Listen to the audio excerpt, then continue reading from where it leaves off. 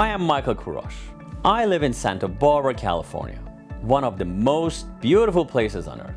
My design center is where people come to reimagine their homes and spaces.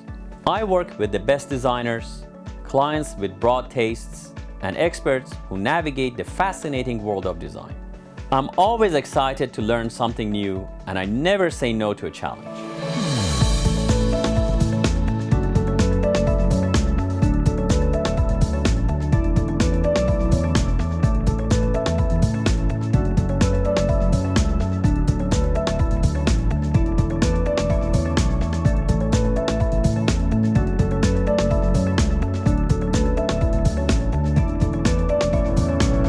This is Design Santa Barbara.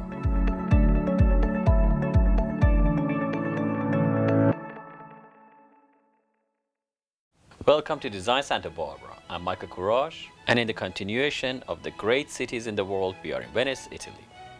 Let's explore the rich history and fabulous architecture of this unique World Heritage Site. The city of Venice is made up of 118 islands connected by over 400 bridges. Inhabitants have resided in or near the Venetian lagoon since the 10th century BC, but Venice as we know it today began to take shape during the Dark Ages. As the Roman Empire began to fall, citizens seeking refuge from invading forces looked for a way to protect their families. One can only imagine who came up with the idea to build a city on swamp water. But around 568, the first islands of the Venetian lagoon were established. A republic for over 1,000 years. At the height of its power, Venice's colonial empire stretched the entire length of the eastern Mediterranean. Venice elected doges to serve as chief administrators of the city-state and its independent military. There were 117 doges of Venice in total. One of the most famous doges was Enrico Dandolo, who played a primary role in the Fourth Crusade and the sacking of Constantinople, today known as Istanbul, Turkey. Venice's control over such a large portion of Eastern Europe had a lasting economic impact for the city-state and led to the creation of breathtaking architecture and design.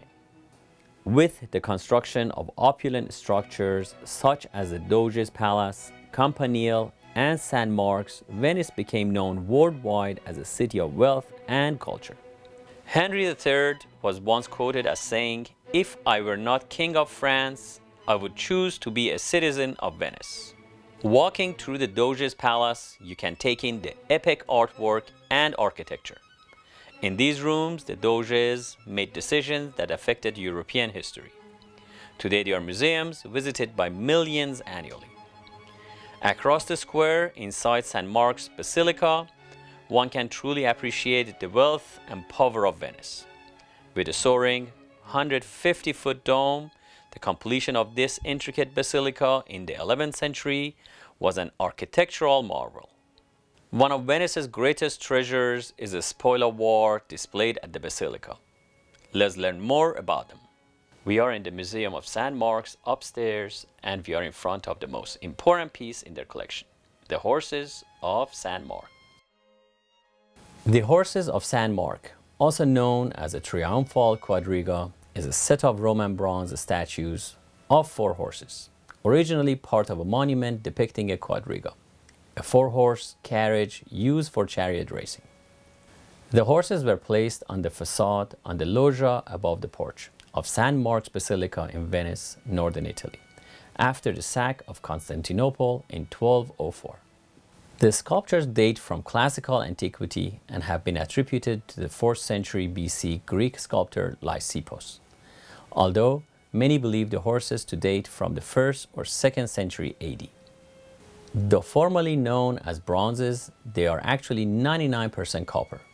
It is believed the horses were displayed at the Hippodrome of Constantinople for over 800 years, where they were found by invading Venetian forces during the Fourth Crusade. At the order of Doge Enrico Dandolo, the horses were disassembled and shipped to Venice. Due to damage while reassembling the horses' heads, colors were added in Venice, and in 1254 they were installed on the terrace of the facade of St. Mark's Basilica, where they resided over 500 years. In 1797, Napoleon had the horses forcibly removed from the basilica and carried off to Paris, where they were used in the design of the Arc de Triomphe. In 1815, after Napoleon's downfall, Francis II, the Emperor of Austria, ordered his forces to take the horses down from the Arc de Triomphe and return them to St. Mark's in Venice. The horses remained outside the basilica until just 30 years ago, when concerns arose that air pollution and continued exposure to the elements would spell disaster for the fragile works of art. They were moved inside the basilica and exact replicas were placed outside. In the 30 years since, conservators have painstakingly worked to restore and protect them.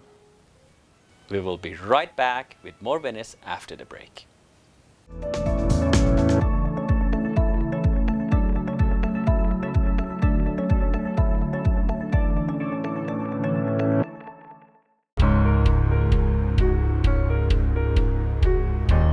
Let's talk about my favorite subject, rugs. Here at Rugs & More inside Santa Barbara Design Center, we pride ourselves in offering the finest selection of rugs. With any size, shape, and design imaginable, let us help you find the ideal rug for your home. We have a vast assortment of new and antique rugs. Whether you're looking for a touch of modern or an heirloom that can be passed down for generations, you will find it here. Also, we offer expert repair and cleaning to bring your treasured family rugs back to life. Don't settle for poorly made internet rugs. Let's get real. They are made with harmful chemicals and they don't last. Our rugs are the best for less, and we always offer our 110% lowest price guarantee. And to save even more, come in during our rug sale and let our expert staff guide you to the perfect rug. Rugs & More inside Santa Barbara Design Center, 410 Olive Street.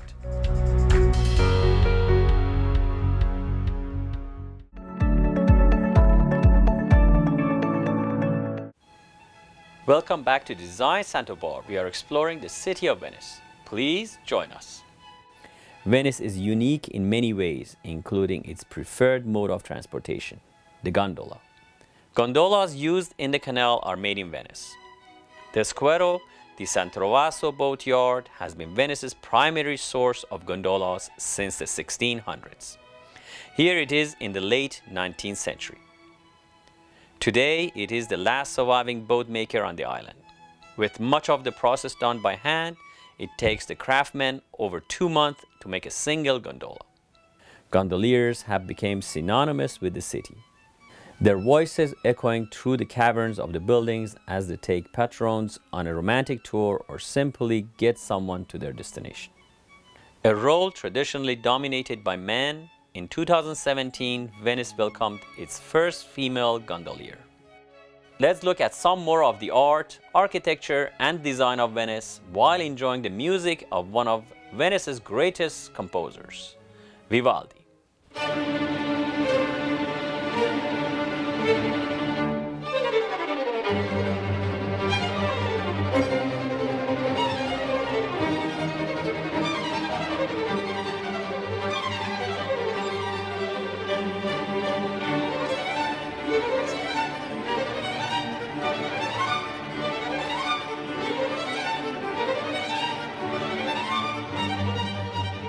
Take a look at this incredible panorama of Venice from the 19th century.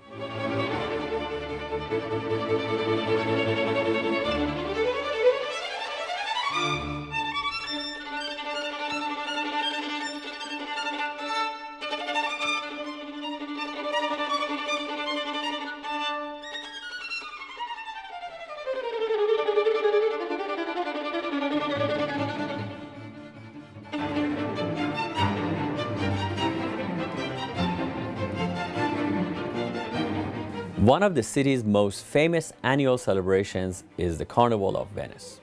This grand affair always takes place just before the Christian celebration of Lent and features the world-famous Masquerade Ball, in which thousands don elaborate costumes and masks. One cannot visit Venice without talking about its incredible food. From pasta to wine to gelato, the residents of this island city sure know how to eat. Architecturally, Venice styles has remained the same for over 500 years. Common elements seen in Venetian Renaissance architecture are marble and limestone, quarried from regions around Italy and Croatia, along with redstone from Verona. Buildings in Venice are finished in marmorino, also known as stucco, which is made by grinding limestone, brick, and terracotta fragments. What is most astounding technologically is the maintenance of the giant piles that hold the city up. Venice is built on alluvial mud. Piles must be driven deep into the mud, then have a large stone slab placed on top of them before a building can be constructed. It's almost impossible to imagine the engineering work that went into the building of this city, in a time when most of the world couldn't even read. Sadly, many believe Venice is a city on borrowed time. Rising tides and heavy annual rainfall often place the island city several feet underwater. In 2020, Venice completed construction of a massive series of floodgates, meant to stave off impending disaster. At a cost of over $6 billion, the gates were first tested on an October day in which the city was expected to flood. They proved to be a massive success, although a few months later, the city was once again overwhelmed by water. Work on the project continues to this day. Venice's largest supporter is also its greatest enemy. Tourism accounts for the vast majority of Venetian income, but the weight of over 40,000 visitors a day can actually cause the city to slip below the waterline as well. For many years, cruise ships were allowed into the Venetian lagoon, causing severe ecological impacts. In recent years, Venice has taken action to change this. Today, visitors can enter Venice through a massive railway station linked to the mainland or via Marco Polo International Airport with connecting boat taxis. Venice is magic. There is no other way to describe it. You can look at a million pictures, but nothing will ever compare to seeing it in person. Walking across its bridges, taking in the history. I encourage you to visit this marvelous city and see for yourself why Venice is one of Design Santa Barbara's great cities. We will be right back with more Design Santa Barbara after the break. Stay tuned.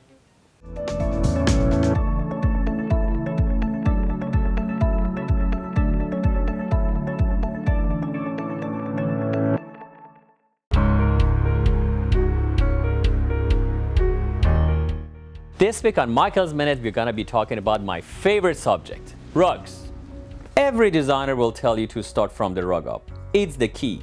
We have personally curated a rug collection of thousands, and with over 100 combined years of design experience, we can help you find the perfect rug for your space.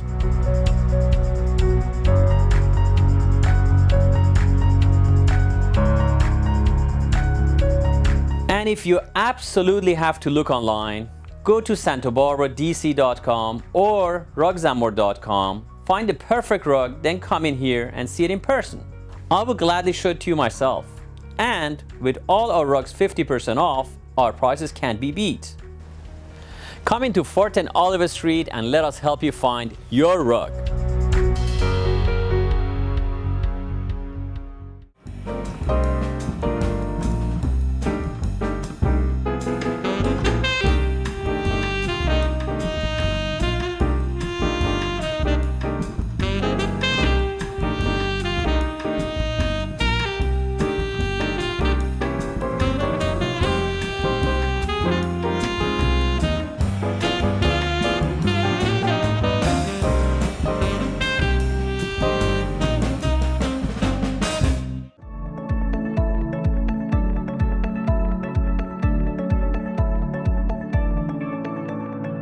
Welcome to Design Santa Barbara. I'm Michael Kurash, and today we are in Santa Barbara Design Center, preparing to head to Montecito, California, where my good friend and world-famous interior designer Lisa Wilson Goldmoons has finished staging a beautiful home.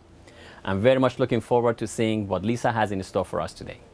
Good morning, Lisa. Michael, how are you? I'm fine. Great. Good to see you. Thank you. And with this beautiful view, It's a gorgeous Santa Barbara day. we are in heaven. Yes, we're lucky. Literally, we are lucky. All right. This is a beautiful home, which is very big. Modern farmhouse. Modern farmhouse. We hadn't really done one of those, you and me. No. So I thought we would show you what a finished product looks like when it's a new build and a new imagination. I'd love to see that. Beautiful looking from outside. I can imagine would be even better from inside. It's such a cool house.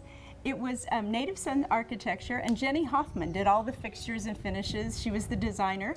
And then they called me in it when it was all finished and said, can you put things in so it's not empty and it's not echoey? Beautiful. So it's collaboration of two of my favorite designers, Jenny and you. Oh, that's sweet. Well, All she's right. a doll. She's great. So, Okay. shall we? Please, Okay, follow you. we're just for their viewing pleasure. We're Yes. going in the back door. This is actually the back of the house, but it's is amazing. when you have a view property, how do you do a long, really narrow lot? They've done it really well here. So we're in the back of the house. We're going to go into the kitchen, and then we'll just wander around. I see these windows opening up, and it seems like to be, what, 55 feet, 70 feet wide, something like that? Right, nano doors. It's amazing because it really is Santa Barbara. It's in and out living. Yes, absolutely. And so this is, look at this. It's so much fun. Oh my goodness, look at those beautiful lights. I know. And the black tile, which I love. It's a really interesting new sort of concept, the black and the white. And then we've got the island that's a totally different color. And when you have homes like this and they're for sale, you want to sort of do with staging, as it's like the Hippocratic Oath, first do no harm. So you want to stay with the vernacular of the house and just show people how homes live. This is what you do here. This is actually one of the most modern looking houses you have had so far. Is it? It's beautiful looking. It's comfortable, but it's really vast. I think you'll show when we start walking. There's a really long thread that joins the whole house together It's very from one voluminous. side to the other. It looks a whole lot bigger than maybe it is. Well, when you drive up, it's deceptive. Beautiful. So And where do we go again, from here? It's all about taking advantage of the view. So from the kitchen, where you can have lots of fun, entertaining, I think it really is an entertaining house. We're going to go into the dining room. You might recognize the table. I got it from you. Oh my goodness, this is the, oh yes, there's an antique table you picked, and it's long. Yeah, that's It why I goes with wanted this it. house. Party house, Party house. party dining room. Oh goodness gracious, this is the longest table I have ever had.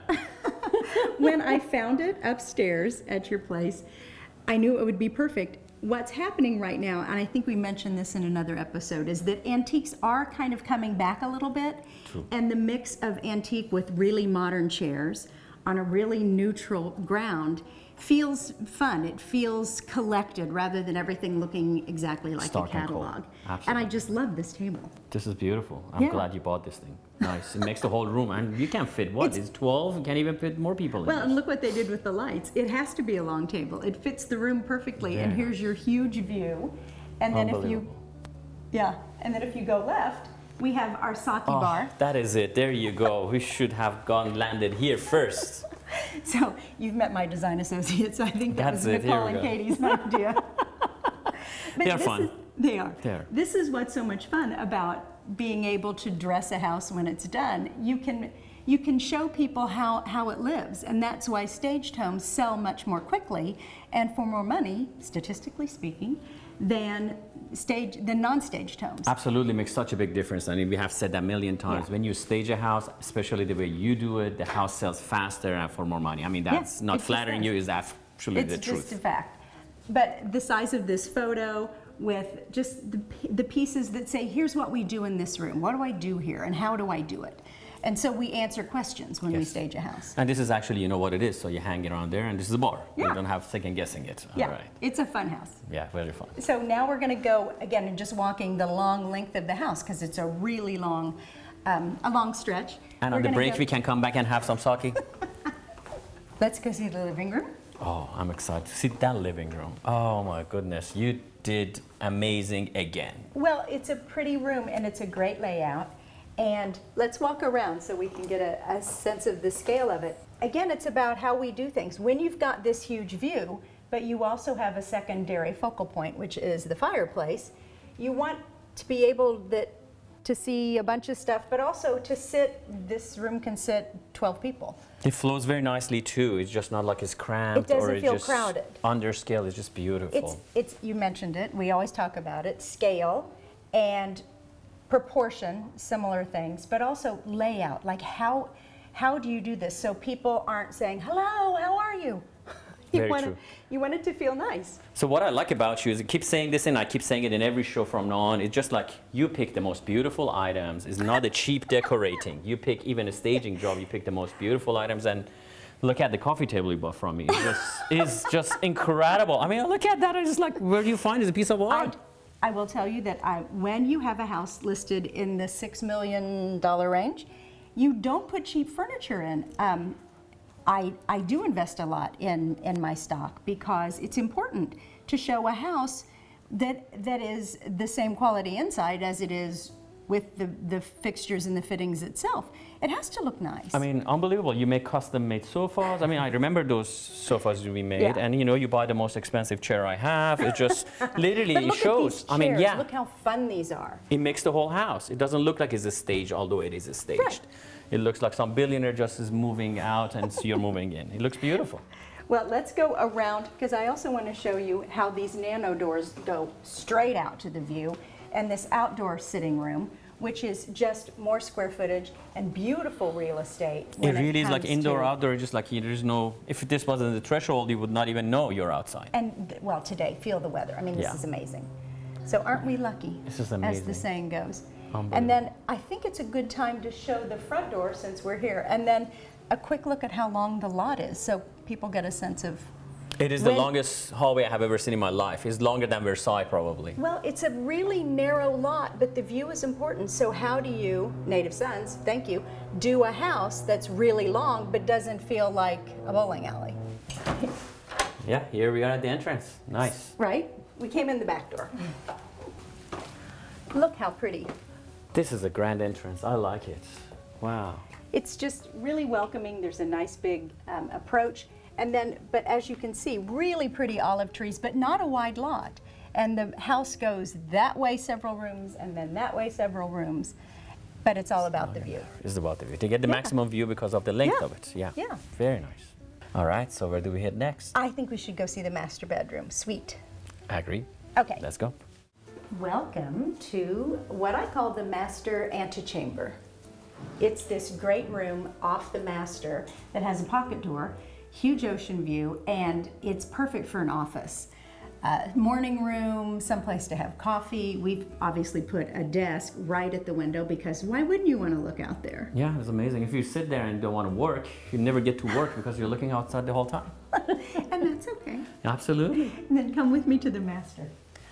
Oh, that is one clean, beautiful master. Actually, almost looks like a hotel suite. I hate to say that thing, but it looks like almost as clean as a hotel suite. Well, the reason people love traveling and going into a hotel suite, it's because it has everything it needs. You have a bed that's the proper size. You have 2 nightstands so you can put all your bits and pieces down.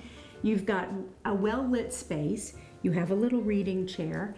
And in this case, you have a beautiful view out and access to the pool. Absolutely. You get up in the morning and you say, wow, thank God I'm in paradise. Michael, you know how we like a good master bath. This is amazing. This is like a presidential bath. It's so pretty. Brian Cordero, the builder of the property, did an amazing job with the finishes, just how it all fits together. Because this isn't simple. It's tricky, but beautiful. Come look. Yes, look at that. Master baths are getting really fancy. Beautiful full-length mirror, great tub, huge shower, and then we have, which is also very much a trend, his and her spaces, closets, throne rooms, sinks. 2 things makes the house sell. First of all is the kitchen and then the bathroom. Yeah, and a bath that is shared doesn't have to be everything shared. It's just so pretty. This is fantastic. You beautiful sit job. here, you have a view outside. It's Yeah. beautiful. Yes. And again, with staging, with something like this, our job is just to not get in the way. we don't put a lot of things out because the finishes are so pretty. You want to show them. Absolutely, the marble is just stunning, and then the Yeah. cut pieces is just beautiful. I noticed this one doesn't have drapery or anything, so the good thing is there's no neighbors, but advantage of the gardener and the pool boy. Maybe you can just marry them and then you're okay. That's it, here you go. So thank you for this beautiful show you had today and this fantastic property you staged, very nice. You've done it for a long time, and you have been a star of my show from the beginning, and just about, yeah, absolutely. That's and we have done many of these houses. Yeah. You staged, you decorated, and it's been a long time you have running your business in our town. So what do you see as far as progress, changes, or improvement in Santa Barbara style? What I've seen in the 10 years that I've been doing this professionally, and then, you know, all my life since I was 7 and changed around my bedroom, I've seen, especially in Montecito and in Santa Barbara, a return to sort of a more relaxed and simpler lifestyle. Not fancy, not really so much about, oh, let's build something that looks like a chateau, because we don't really live in chateau country. So I think what we're seeing is a return to what I would think of as being Santa Barbara centric, representing, our houses represent where we live, rather than saying, oh, we took a great trip to Italy or France and we came back and we brought everything from there and it looks like we're in the Italian countryside. The fact of the matter is we're in a beautiful countryside in the most gorgeous city. And I think we're coming into our own. We're understanding what that means, that it's great to just be open and casual and have these big rooms that open out onto beautiful, balmy days. So I think we're probably coming into ourselves a little bit more instead of pretending like we're something else. Something else. Excellent. Well, that's a good answer. Thank you so much. You're Appreciate welcome. it. Yeah, I agree with you. People are getting a little more comfortable with themselves, and they're enjoying the view, enjoying the Santa Barbara, and somewhat more luxurious, I want to say. The town is turning to becoming a little bit more, lack of the words, it becomes a little more gentrified. And I like to think of it as cashmere casual. cashmere casual, yes. You use a lot of cashmere on your chairs, I've seen that. So yes, true. Well, it is a beautiful town. You're very lucky living here, one of the very Yeah. most beautiful spots in the world. Yeah, it's fun to be able to do what we do in a place like this. Yeah, wonderful. Okay, thank you so much. I You're appreciate it. welcome. Until next week.